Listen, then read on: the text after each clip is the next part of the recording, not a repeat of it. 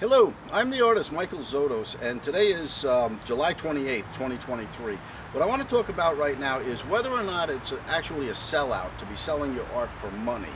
And I believe it is not. I believe that's the name of the game, okay? But I saw an art talk with some people who I have a lot of respect for. They're doing a really nice job with their art campaign. They have art classes and talks. Well, anyway, they raised several points, and I just want to give my view on some of this without mentioning who they are. The first question is it a sellout to sell your art? And the one lady said that she had gone to art school when she was young, and the educators there insisted that selling art for money is a sellout, and you're actually contributing, therefore, to the capitalist, the no good, terrible capitalism. And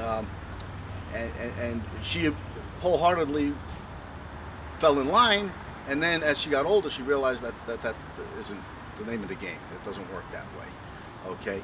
And in my opinion, the people who are running art classes in a school like that, they're being paid anyway.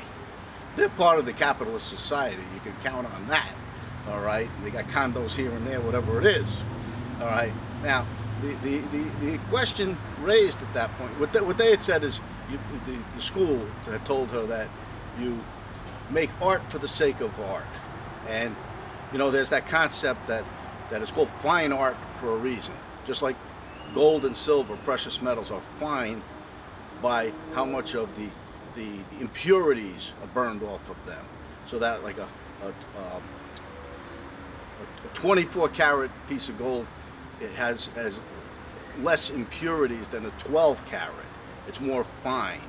Well, when you get rid of all the other reasons to make art except for the sake of making art, that's real fine art. That's the defining characteristics. But in reality, okay, in the real world, first of all, I believe that when you make art, you sell it, and there's an interaction with the people, that helps make you more of the society in the moment, and that's good for art, and that's good for you, and that's good for your work, okay?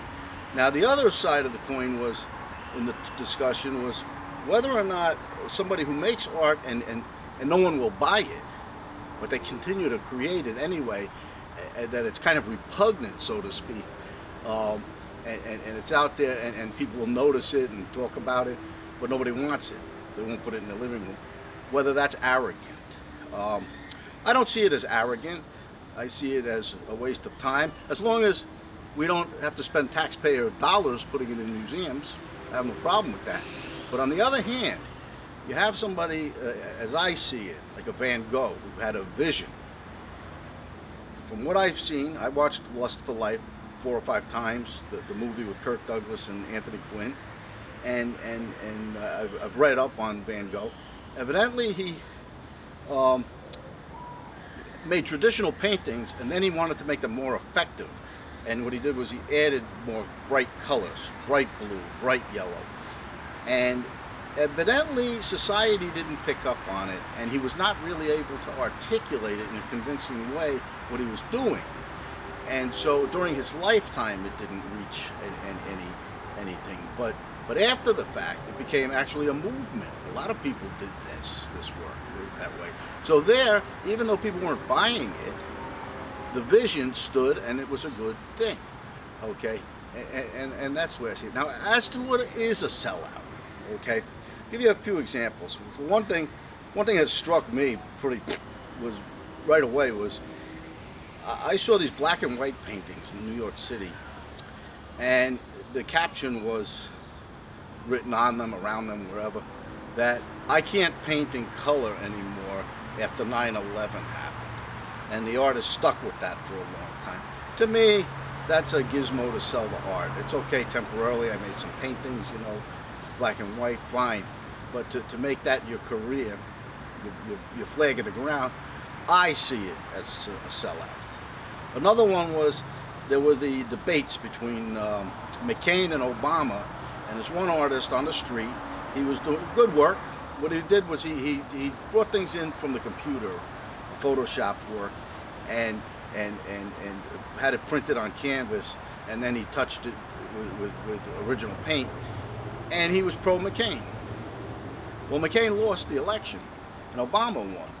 So suddenly, within the week, he came out with paintings of Obama, digitally mastered and then touched up, with Obama's face, and that he's talking emphatically, and I think it said, "I am a man" on there. And so I said to him, "What now? All of a sudden you're pro-Obama? What happened?" He says, "Well, you know, Mike, you have to go with what the people want when you're an artist."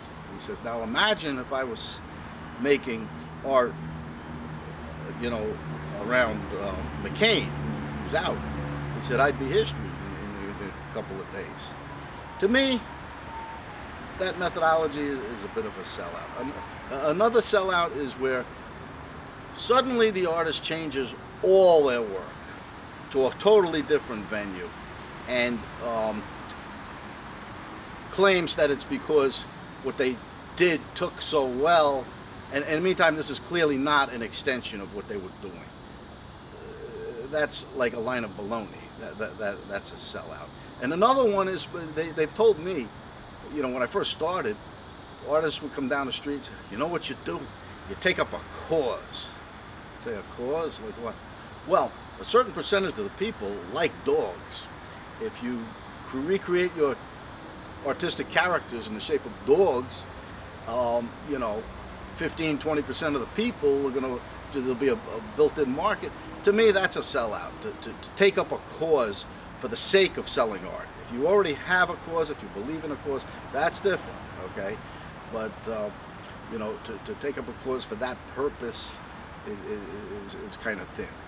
But other than that, you know, I don't see selling artwork as any kind of a sellout. Okay, I just want to point out further that, you know, the sale of original works of art is not even a question. If not for the sale of works of art and the purchase by collectors, you would never have even heard of literally any of the popular artists who are out there. Not a one.